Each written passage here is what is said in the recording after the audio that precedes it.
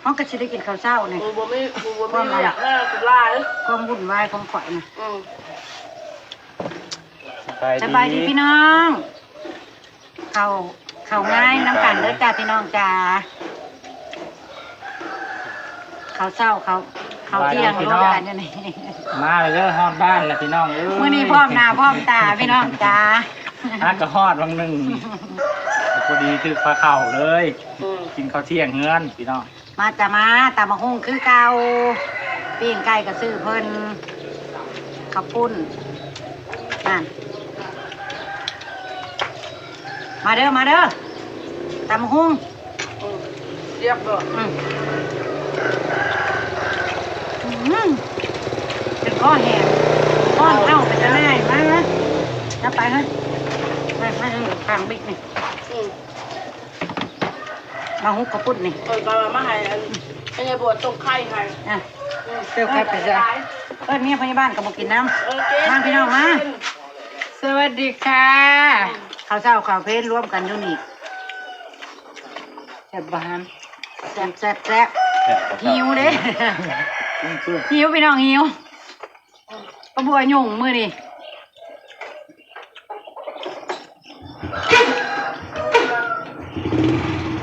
ก็หายใจสตาร์ทตายแล้วเอาไปหายใจไข่เขาชื่อเพิ่นลองเอาไปจากมาไม่ด้อยไรตายมองก็ตายเปลี่ยนได้เท่าไหร่เช้าฮะเปลี่ยนเช้าเช้ามีแต่สวย30ประมาณนี้แม่ลูก30เบิด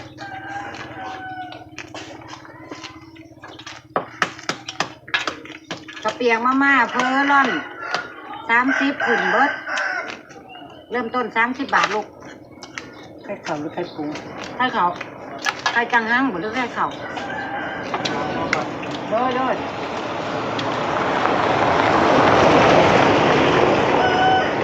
โอ้ยกระดกกระเดียวคนเจ้าโตก็ไม่คิดพูดไงกุ้งอย่างเอ้ยกลางบ้านก็เล่นน้ำน้ำขึ้นนะใกล้ฝนตกดีนะ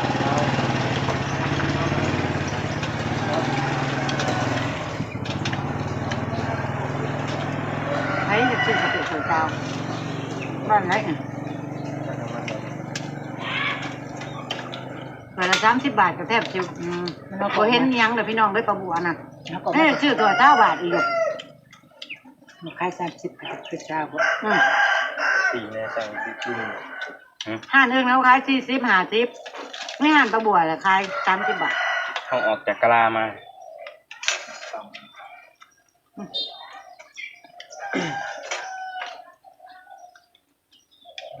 คันว่าเอาเฮ็ดไปหาเฮ็ดบ่มีเฮ็ดจังมันเอาอีหยังอันคันว่าเอาพ้นก็บ่เห็นตกสิพูดง่ายกุ้งง่ายกล้องเนาะ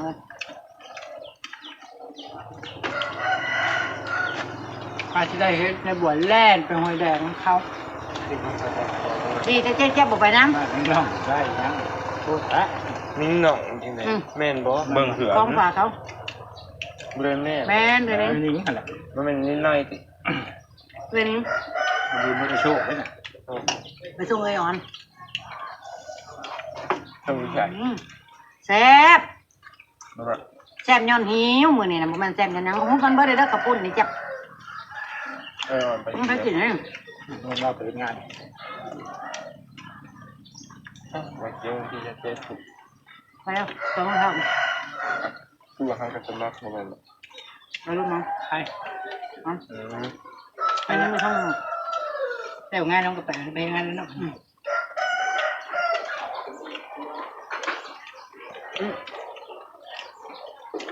เขาวันก็ไปบอกยังคือวันเขาเห็นไปมาไปแล้วเนาะเพื่อนเบื่อบ้าจังนาซีนี่เสีย32ตอนบ่อยเขาก็จะมาหาเมื่อกี้ใช่ไหมมาจากปากเต้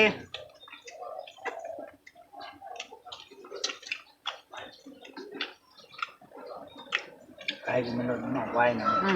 แล้วก็ห้ามมาบ้าข้ามไปจังหวะ หน่อยถามเรารถมันมีจากโมงแต่เช้าเลยมีบ่มีหวานนี่กับไฟอยู่อ่ะนี่มันกับข้าวข้าวน้องมาต้มอยู่บน วันนี้พาลูกหิวไม่ได้กินข้าวเช้าเลย แต่แตงลงไปยากเลยลงไปคือเก่าอย่างนี้เด็กยังไม่ได้คือเก่า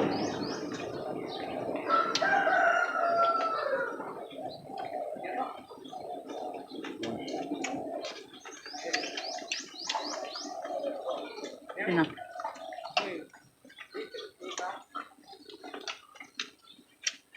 ร้านพาอยู่ดีอยู่ก็ได้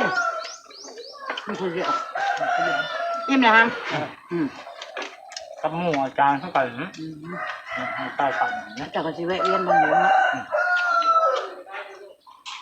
คุณสมมติบ้านแล้วเราก็มาจะสอนอย่างเงี้ย เริ่มเย็นมากินน้ำหน่อย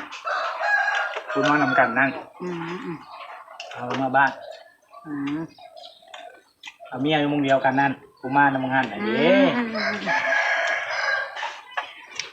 นี่บันตาแตงคือกันมันจะมีผู้หนึ่งอีกเมื่อมันนี่ก็เลยสิพาม่วงมาให้ลูกหรือทาแตงนั่น ตามบริบทมันจุกละ ก็เละแล้วเหรอวะม่วงปิด เอามาม่วงดิบไปน้ำให้ม่วงเพิ่ม มันก็บริเละได้ตัวแต่ค่อยเอาไปกินกับฉันเละนะ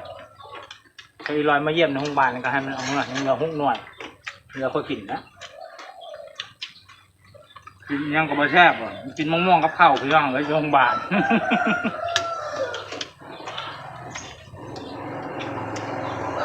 ไปเยี่ยมทั้งพวก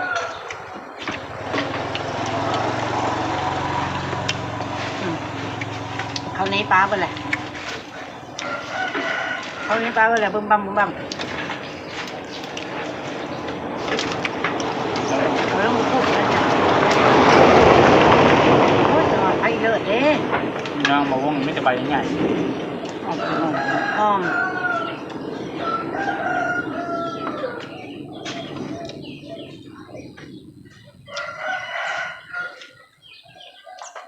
คนมันออกจากบรรณพงศ์ผลโอ้ยมึนหูมึนตากับบุคุณหน้ามันเต็มที่เต็มแดนเขาน่ะทั้งนั้นนะ คนลงทางใต้ เขาน่ะแซงกับห้ากะแล้วแหละเขาน่ะยังผู้ชีก็มี ใช้กระปุกขนาดคนเลย ปุ๊บอย่างนี้เด้ ความหิวพี่น้องเอ้ยเบิ่งประบวกความหิวเอาแค่หมูไว้จะมากินกับตำบักหุ่ง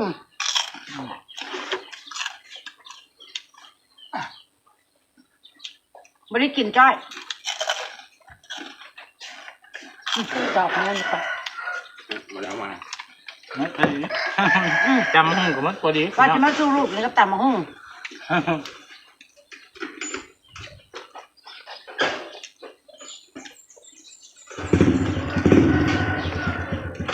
รถมันเสียงแบบไม่ให้ล่อมันเลยบ้าน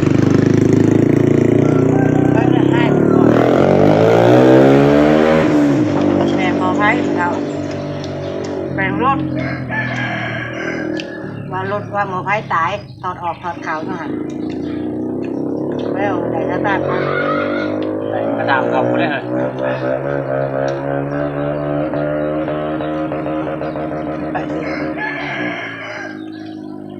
อย่างนี้มูโทรมาไปซื้อน้ำให้ไปนะเขาบอกไปซื้อน้ำให้มึง พูดน้องไรครับประเทศเขาข้ามหวานข้ามความนี้นะ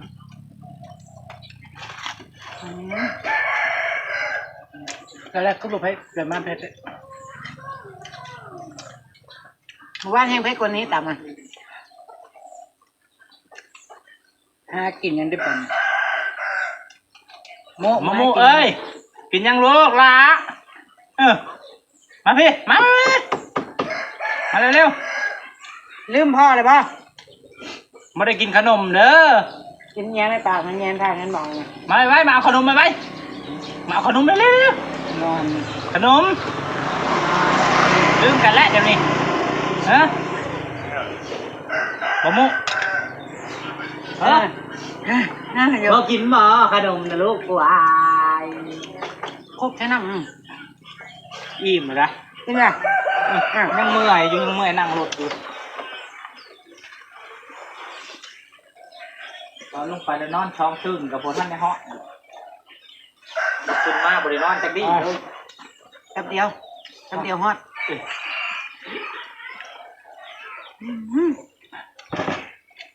น้ำมะม่วงชุกเลยแมงวันก็เริ่มมีเนี่ยพี่น้องเอ้ย ที่เป็นเมรุ่นกลางเด็กมันไว้เนี่ยร้อยทรตู้หรือตู้ของจะได้อัดกันกระดอกกระเดี่ย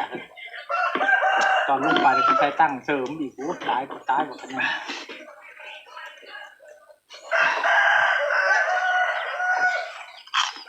มันไม่เห็ดอย่างนี้นะฮะบะโม โอ้มาในโลกมา จัดแล้วปลาบัวคนเดียว นี่น้องมูนี่โอ้ยน้องมูจ๋าโอ้ยลืมกันแล้วบ่ฮะลืมกันแล้วบ่นะลูกเอ้ย ลืมแล้ว ไม่ได้กินขนมได้ลืมนะไม่กินขนมไหนงินจุ๊ว้าวนะไม่ได้กินบ่ขนมนะหรือว่าไหนเดี๋ยวนี้ โอ้ยเรียนเราเนี่ย คือเห็นเชออยู่แท้โอ้ไปขี่รถซาเล้งปลาก่อนนะคะแนวนี้ขี่บ่รถนะขี่บ่ขี่หรือบ่ขี่เป็นอย่างเงี้ย ขี่บ่โอ้ยหันหลังจะเด้โอ้ยหันหลังจะขึ้นเด้อโอ้ยเอาไปย่าไปจักย่า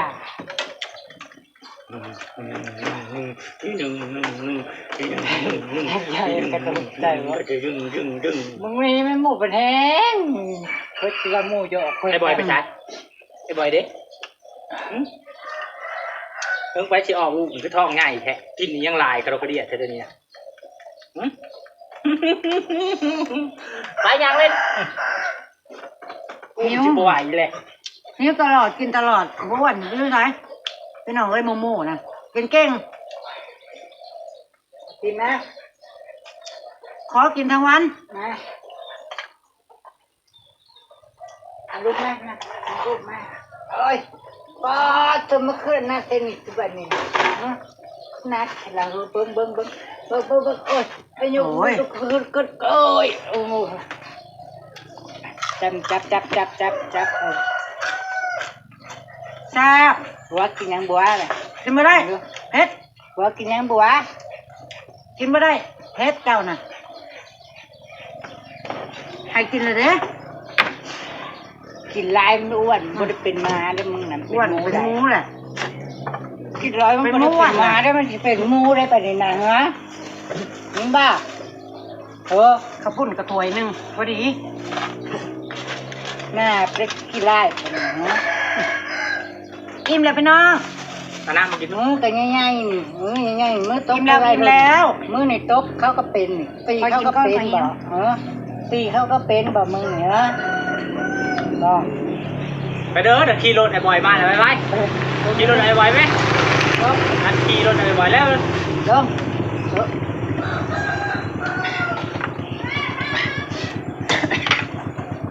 เอามาอย่างนั้นบอกให้ยืนใช่ไหม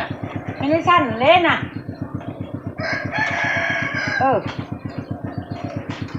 ใช่ชงข้าสั้นนะบ่ไปไทยนานะบ่